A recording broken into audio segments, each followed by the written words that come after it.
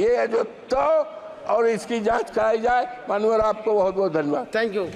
Sri Midhun Reddy. Thank you, Honorable Chairman, for letting me talk on this budget. First of all, I'd like to congratulate our Honorable Finance Minister for assuming charge as Finance Minister once more time.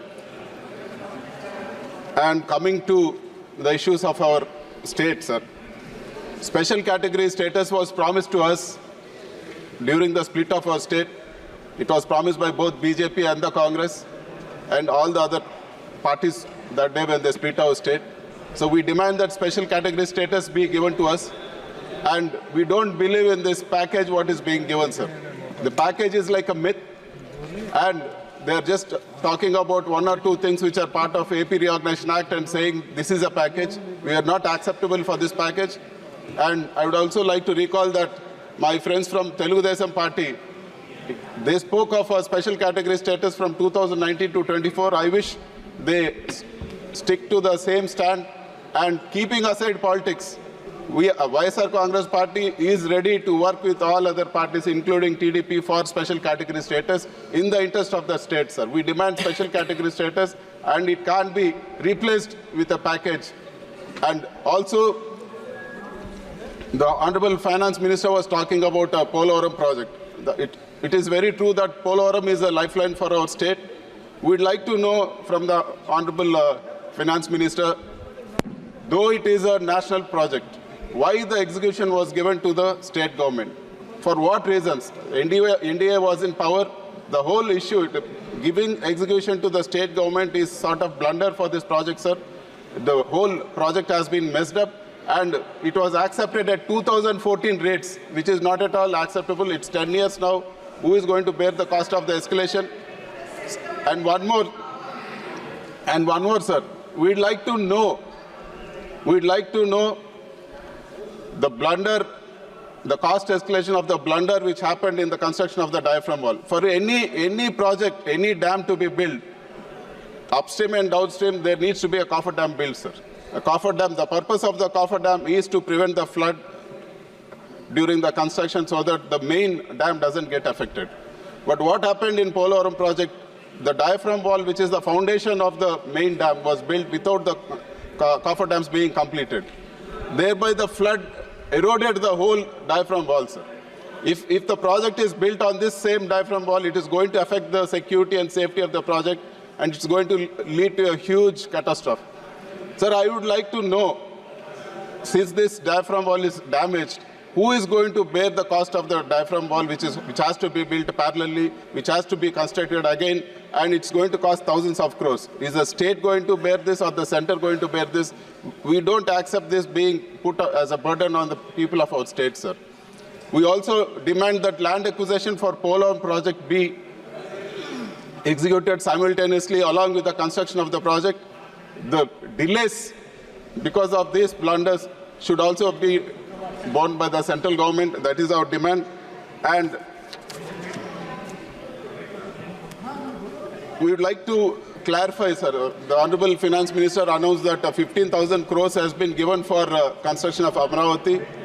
If this is a loan, who is going to bear this, and what is the advantage for the people of our state? Is it part of the FRBM limits given to our state, or is it is over and above that? So, as of what we understand, it is from the taxes of our people, and what is the advantage we are going to get with this 15,000 crores? We appreciate any help being done to the state, but we demand that it should be in the form of a grant and not in a loan. And we also want to know the timeline for Kadapa-Bangalore railway line. Now, the Telugu and BJP are in power in the state, so we would like to know when the Kadapa-Bangalore railway line will be finished. And we also oppose the privatization of Visakhapatnam steel plant, sir. If we sell Visakhapatnam steel plant at this juncture without a proper iron ore mine, there is no way justice will be done. We demand that iron ore mines be allotted for Visakhapatnam steel plant, and the government own this.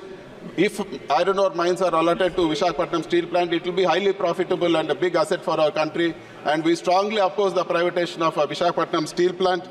And we also demand whatever the other promises which have been made in the AP Reorganization Act. It has been 10 years since the promises have been made, and the tenure of AP Reorganization Act is also over. We want to know what's happening for Visakhapatnam Metro, Kadapa Steel Plant, and we also want to know that the promises made in the form of Super 6 during the election. So we would like to know the timeline, because NDA is in power in our state. We would like to know the timeline for the execution of Super 6.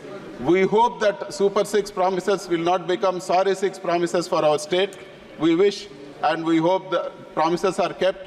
And it was promised that immediately after coming to power, all the Super 6 promises will be taken care of. But we don't find it, sir. Apart from one promise, nothing has been kept. And I would like to bring to the notice of the House, sir.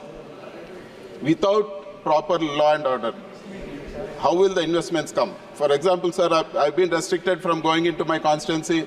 They attacked me. They had burned my vehicles. They destroyed my vehicles. The attack was, it was in the full glare of all the TV channels. And finally, a case was booked against me, sir. The attempt to murder case was booked against me.